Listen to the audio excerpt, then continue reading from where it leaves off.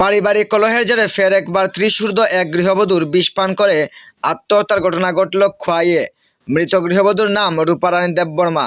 ঘটনা সোমবার খোয়াই চাম্পামুড়া থানার অন্তর্গত জমাদার পাড়াস্থিত ফুলতলি এলাকায়। ঘটনার বিবরণ জানা যায়, রূপারানী দেববর্মার স্বামী সোমেন্দ্র দেববর্মার সাথে নিত্যদিন সাংসারিক বিভিন্ন বিষয় নিয়ে টুকাটুকি লেগেই থাকত। সোমবার সকালেও একইভাবে রূপারানী দেববর্মার সাথে তার স্বামী সোমেন্দ্র দেববর্মা কোনো এক বিষয় নিয়ে ঝগড়া বাঁধে। পরবর্তী সময়ে রূপারানী দেববর্মার স্বামী কাজের উদ্দেশ্যে বাড়ি থেকে বেরিয়ে যায় এবং রূপারানী দেববর্মার সাপ্তাহিক হাট বাজার থেকে বাজার হাট করে বাড়িতে ফিরে গিয়ে নির্যাতনতার সুযোগ নিয়ে বাড়িতে থাকা কীটনাশক ঔষধ খেয়ে ফেলে। পরবর্তী সময়ে দুপুর 3টা নাগাদ রূপারানীর স্বামী সোমেন্দ্র দেববর্মার কাছ থেকে সেরে বাড়িতে এসে দেখতে পায় রূপারানী দেববর্মা অজ্ঞান অবস্থায় মাটিতে পড়ে রয়েছে।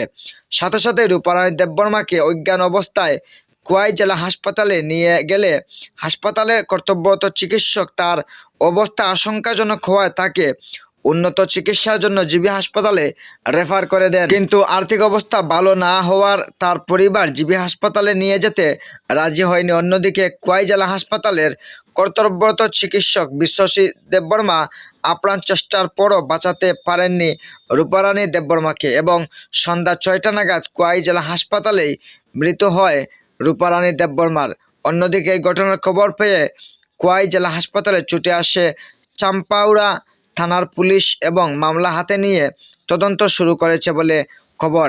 আগামীকাল ময়নাতদন্তের পর মৃতদেহ তুলে দেওয়া হবে মৃতার পরিবারের হাতে। Bureau report, star Tripura. মেয়ের সংসারে কোনো অশান্তি আছিল নি? শান্তি অশান্তি তো এটা ঘরে তো কিছু ঝগড়াঝুগি থাকতে পারে, কোনো কারণে ঝগড়া হয় এটা তো জানি না। মেয়ের জামাইয়ের নাম কি? জামাই নাম সমীর। কোন সময় খাইছে ওষুধ? 12টা। দুপুর 12টা। হাসপাতাল কোন সময় আনছেন? হাসপাতালে এখানে বসে 3টা। 3টা। মারা গেছে কটার সময়? বেড়া দুঃখছে। হ্যাঁ, বেড়া দুঃখছে। কি নাম মেয়ের? রূপারানী। রূপারানী দেববর্মা। রূপারানী। বয়স কত হইব?